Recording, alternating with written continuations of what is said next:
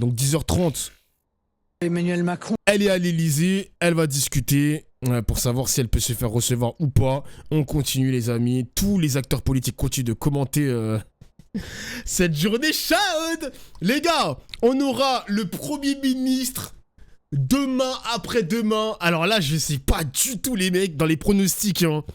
J'avais dit Retailleau, j'avais dit François Bayrou. La gauche continue de pousser pour avoir un ministre de gauche, pas de centre-gauche, pas de centre-droit, pas de macronisme, mais uniquement de gauche.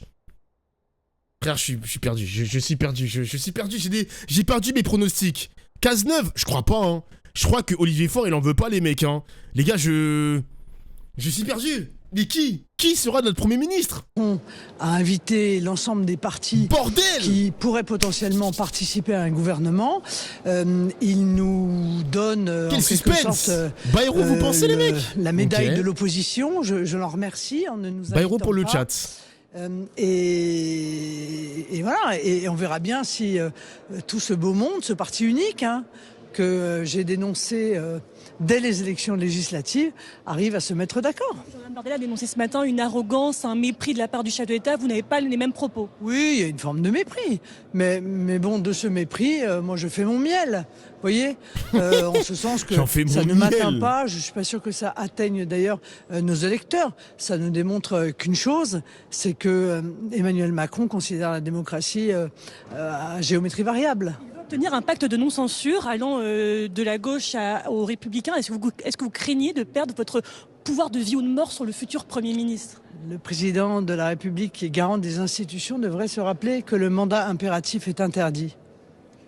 Vous souhaiteriez être reçu à l'Élysée? Vous réclamez d'être reçu à l'Élysée? Mais non, parce que être reçu à l'Élysée, pour faire quoi? Pour me proposer d'être dans un gouvernement? La réponse est non. Le président de la République le sait. Donc, il n'a pas jugé bon d'inviter le Rassemblement national. On a écouté Emmanuel Bompard il y a 5 minutes à peine, les mecs, les discours se ressemblent un peu quand même. Hein. Genre, après, c'est dans une logique, les mecs. Et qui veut travailler avec le président? Qui a envie de faire continuer sa politique? Et moi, ce qui me fume, et c'est là où j'ai un petit peu peur, les mecs, que Olivier Faure ils finissent par trahir, c'est que Macron, son seul intérêt, et il a essayé avec Michel Barnier, malheureusement ça a échoué, son seul intérêt c'est de prolonger le macronisme. C'est de le prolonger. Ou sinon, de faire en sorte que le Premier ministre de gauche fasse du macronisme, sans qu'on le sache qu'il fasse du macronisme. Est-ce que vous voyez ce que je veux dire? De manière insidieuse. C'est un manipulateur, ce mec. Hein. Macron est un manipulateur toxique, les mecs. Toxique. À ses agapes, où il s'agit de se partager les postes. Et toi, quel ministère? Et toi, est-ce que tu accepterais d'être là? Voilà, nous sommes dans l'opposition. Et j'ai envie de vous dire, après cet après-midi, nous sommes la seule opposition. Mais comment sortir de cette situation avec une assemblée divisée en trois? Ah, mais se sortir de cette situation est simple. Il suffit, encore une fois, de respecter les conditions qui nous apparaissent minimales, qui ont été posées par le Rassemblement national lors de la nomination. Un pervers narcissique. Dès avant, d'ailleurs, la nomination de M. Barnier. C'est-à-dire un Premier ministre qui respecte l'ensemble des forces politiques de l'Assemblée nationale et qui construit un budget en tenant compte des lignes rouges, des forces politiques qui pèsent au sein de l'Assemblée nationale. Je crois que la feuille de route est relativement claire. Il ne me semble pas qu'elle puisse être aussi contradictoire que ce que l'on cherche à faire. Macron, il a le cabinet de conseil McKinsey, faut pas l'oublier. Eh mais les mecs, tu vois, les obligations de résultats comme ça, les McKinsey, les BlackRock qui regardent les retraites en France ou autres business, je me demande si Macron, il évoque ces dossiers-là à la Réunion. Parce que le mec, il doit manipuler les mecs du PS en mode regardez, le cabinet McKinsey, il m'a dit que la France doit avoir telle ou telle trajectoire, etc. pour avoir une perspective, une bonne perspective à l'avenir, sur les 5 dernières années, etc. Il doit bien cacher ça. Peut-être pas, les mecs, hein. Peut-être qu'il utilise ces arguments-là pour essayer de faire plier le PS, on sait pas. Ou peut-être que vous avez raison, peut-être qu'ils cachent les dossiers, je sais pas les gars, hein, je sais pas. Hein. Faire croire. Voilà, parce que dans la Peut-être, protection hein. du pouvoir d'achat, dans le fait de ne pas augmenter inconsidérément les impôts, dans le fait de ne pas s'attaquer aux malades, de ne pas s'attaquer aux retraités, moi je vous dis qu'il y a une majorité à l'Assemblée nationale pour refuser, encore une fois, de taper sur le pouvoir d'achat des Français. Donc il suffit que le Premier ministre tienne compte de majorité à l'Assemblée nationale et il pourra construire un budget qui sera plus juste que celui qui avait été envisagé par M. Barnier. S'attaquer au déficit. Pourquoi ? Parce que tout le monde a des lignes rouges qui s'opposent dans la mesure où, et ce qui ne permet pas de faire des économies. Je ne le crois pas, mais vous savez, ça s'appelle une négociation. On se met autour d'une table et on discute. C'est ce que M. Barnier n'a pas souhaité faire. C'est ce que je souhaite que le futur Premier ministre fasse. On se met autour d'une table et on discute des moyens de faire effectivement des économies. Parce qu'il faut faire des économies sur le train de vie de l'État. Vous aviez placé Michel Barnier sous surveillance. Est-ce que vous craignez là, avec le futur gouvernement, avec le futur Premier ministre, d'être marginalisé à l'Assemblée s'il y a un pacte de non-censure allant de la gauche aux Républicains ? Est-ce que vous pourriez juste attendre 2-3 jours pour voir exploser cette belle entente ? Vous voyez, parce qu'il faut être un peu patient parfois, car je ne suis pas du tout sûr que ce gouvernement de ce parti unique arrive véritablement à se mettre sur pied. Vous n'y croyez pas ? Ça, c'est un peu ça, c'est le parti unique, version 2024. Sur la Syrie, est-ce que vous saluez la chute de Bachar el-Assad ? Est-ce que vous craignez des arrivées de potentiels terroristes en France, des réfugiés ? Oui, d'abord, si vous voulez, je suis horrifié que le peuple syrien ait le choix, en gros, entre Bachar el-Assad et les djihadistes, quoi. Je trouve qu'en fait, c'est ça qui est terrible. La transition me fume, mon gros.